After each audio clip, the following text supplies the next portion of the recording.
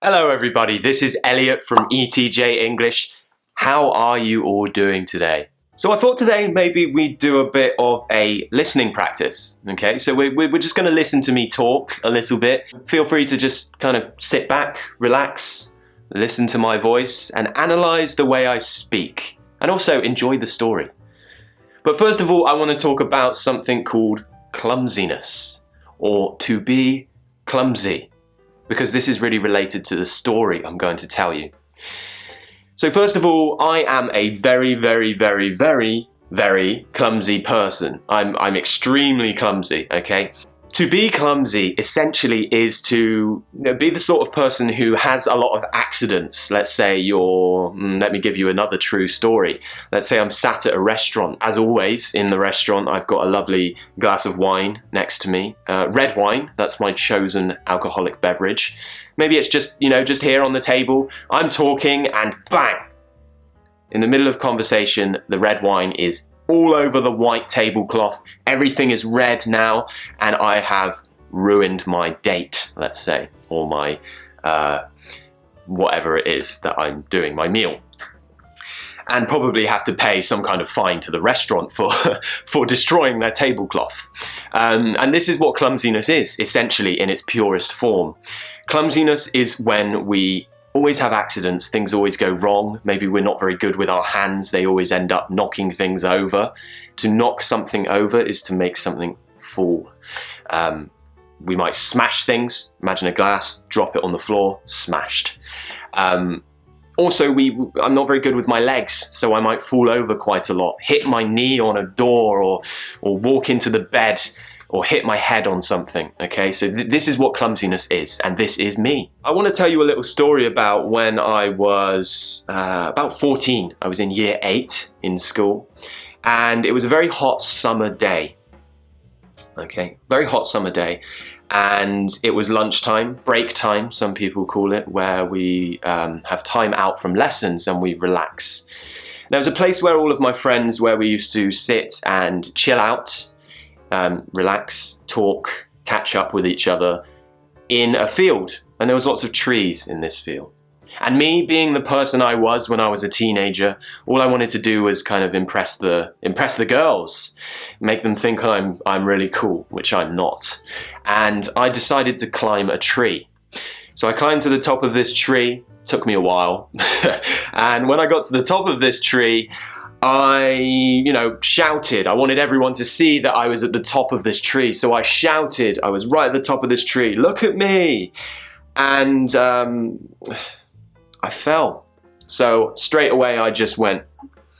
And that was that. My wrists hit the ground. One wrist went like that.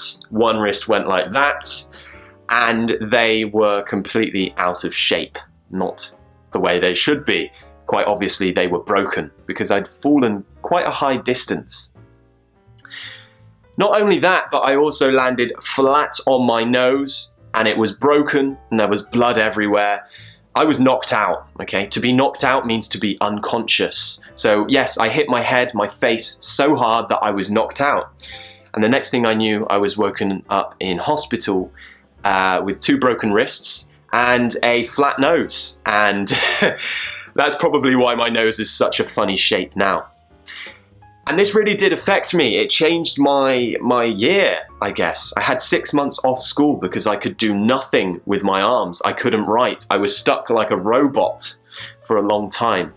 And my mum had to wash me in the bath because I couldn't have a bath on my own. My mum had to wash me. Even worse, my parents had to use the toilet paper on my bottom. Yes, that's right, my parents had to wipe my ass for me.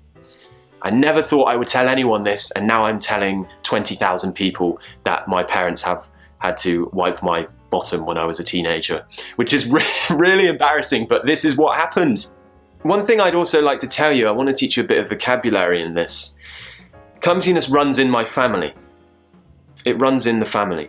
Now, if something runs in the family, what that means is that it's something that kind of maybe happens to my dad. He's always knocking glasses over at the table. He's always smashing plates by accident, dropping things. So, same as me. It also happens to my sister. It also happened to my granddad before he passed away. So, it's something that runs in the family. A lot of people in my family, it happens to them also. They also have this clumsy gene. Every day. It's an everyday problem. It's like a disease. And I actually think it's quite an endearing thing. Endearing. It's something that's quite interesting about a person. It's something different. It's unique. And I embrace it. Now I laugh about any incidents that happen to me. But the reason I'm kind of telling this listening practice is because I actually want you to tell me, are you a clumsy person? Does this happen to you? Do you have any really interesting stories that you want to tell me about your clumsy experiences? Or are you a perfect person who never makes mistakes? Because I know there are some of you out there who are just very lucky and not clumsy at all.